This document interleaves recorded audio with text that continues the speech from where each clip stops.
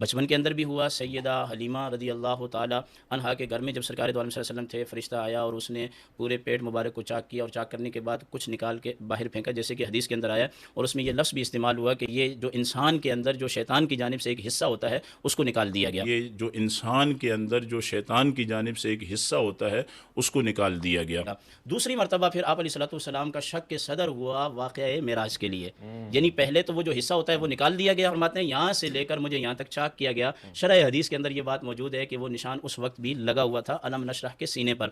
سرکار دو عالم صلی اللہ علیہ وسلم کے دل انور کو نکالا گیا اور پھر آب زمزم کے پانی کے ساتھ دھویا گیا، اور پھر سونے سے بھرا ہوا ایمان اور حکمت کا ایک تسلا لایا گیا، اور لانے کے بعد سرکار دو عالم صلی اللہ علیہ وسلم کے دل مبارک میں انڈیل دیا گیا، اور پھر دوبارہ اس کو رکھا گیا اور اسی طرح درست کیا۔ جو فخر اسماعیل ہو اس کے قدموں سے نکلے ہوئے پانی کو سینہ چاک کر کے اور اس کو دھویا جائے، یہ قابل مقایسہ ہی نہیں۔ رسول خدا صلی اللہ علیہ وآلہ وسلم کی ذات وہ ذات ہے جس کو مسلمان والدین میں رکھا گیا ہے، جس کے نسب اور نسل کا اتنا اہتمام کیا گیا ہو، جن والدین کے صلبوں گزریں ان کی طہارت کا تو اتنا اہتمام ہو سکتا ہے، یا رسول خدا کی طہارت کا اہتمام نہیں ہے۔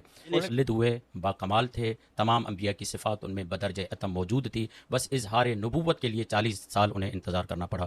ہماری نظر میں رسول پیدا ہوتے ہی نبی ہوتا ہے، اور جیسا کہ حضرت عیسیٰ متولد ہوتے ہی اپنی نبوت کا، اپنی بندگی کا اعلان۔ ہمارے یہاں روایت قابل قبول نہیں، بس ختم۔ یہ جو شکل صدر والی ہاں، اسرائیلیات میں سے قابل قبول تو اور بات ہے، یہ اسرائیلیات میں سے۔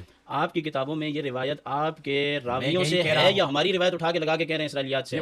میں یہ ہمارے ہاں آئی جب ہے میں ویسے یہ جملہ کہہ رہا ہوں کہ اسرائیلیات میں سے، تو اس کا مطلب کیا ہے؟ ہمارے راویوں نے نقل نہیں کیا، اگر کہیں سے ادھر ادھر سے آ گئی ہے تو علماء نے کہا ہے کہ یہ اسرائیلیات میں سے۔ ٹھیک ہے۔